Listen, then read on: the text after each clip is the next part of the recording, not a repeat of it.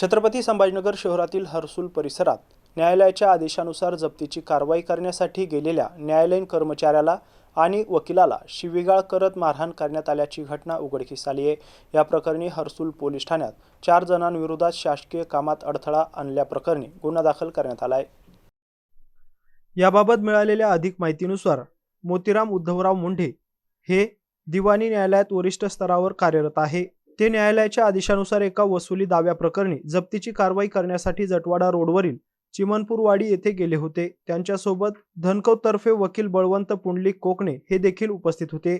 यावेळी आरोपी आप्पासाहेब भाऊराव खंडागळे, त्यांचा भाऊ आणि 2 मुलांनी सरकारी कामात अडथळा निर्माण करत आरोपींनी न्यायालयीन कर्मचारी आणि वकिलांना अश्लील भाषेत शिवीगाळ करत बेदम मारहाण केली आहे। तसेच पुन्हा दारात आला तर हातपाय तोडू आणि खोट्या केसमध्ये अडकवू अशी धमकी देखील दिली आहे। या घटनेनंतर मोतीराम मुंढे यांनी हर्सुल पोलीस ठाणे गाठून तक्रार दिली आहे। तर पोलिसांनी घटनेचे गांभीर्य ओळखून या प्रकरणी गुन्हा दाखल करून घेतलाय। या प्रकरणाचा पुढील तपास पोलीस हवालदार पालवे हे करत आहे।